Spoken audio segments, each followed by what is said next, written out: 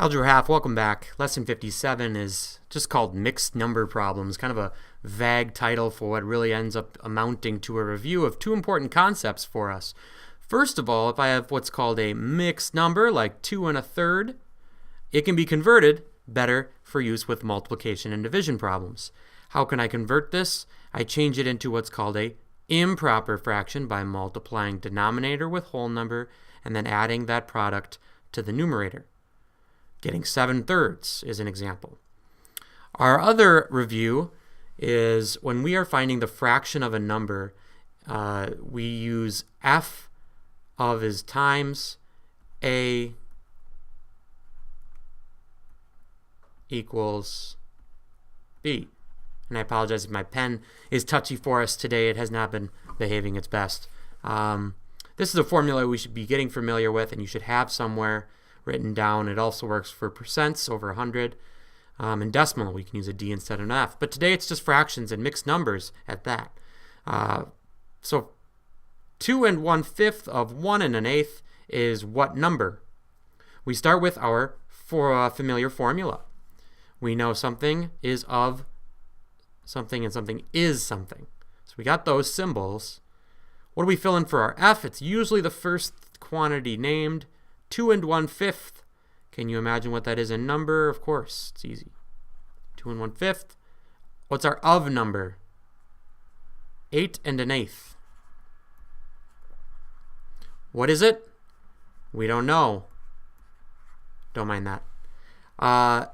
What's our first step? Since we're multiplying with numbers, we're not going to want to keep these fractions and try to add them or subtract them with denominators. Instead, we want them to look like this. We're going to use the second review concept. So 5 times 2 is 10, plus 1 is 11. And the denominator, of course, stays the same. We still multiply. Now what's this?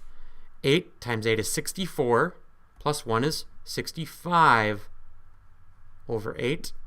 Can we do any cross-reducing, any canceling across? Not this way, but I see two numbers that end in 5.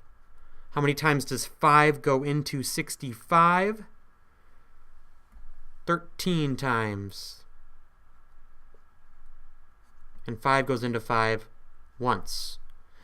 Now, multiply on your calculator 11 times 13 should get you 143 over 1 times 8. This cannot be reduced, so 148/8 is our final answer. Next, 3 1/4 of what number is 6 1/8? Where do we start? With our formula, something times something is something. What's our fraction? 3 1/4. Of, what's our of number? What number? We don't know. Let's call it A. And it is, now this time we know, 6 1/8. So, what's our next step? We want to change this into an improper fraction, don't we? 4 times 3 is 12, plus 1 is 13 over 4. We have 13/4. Times we don't know, equals, once again, change it into an improper. 6 times 8 is 48, plus 1 is 49/8. We're solving an equation here. How do we solve an equation with improper fractions this way? Now you see why we learned lesson 56 the way we did.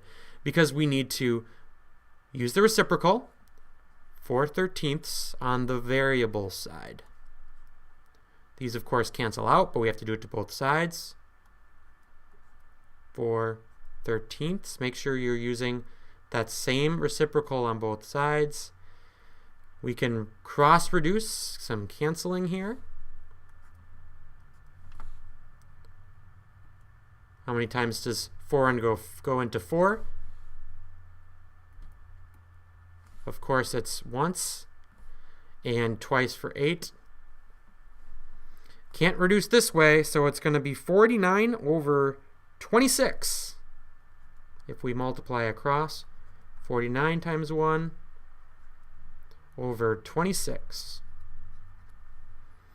Okay, why don't you try practice A and C. See how those go.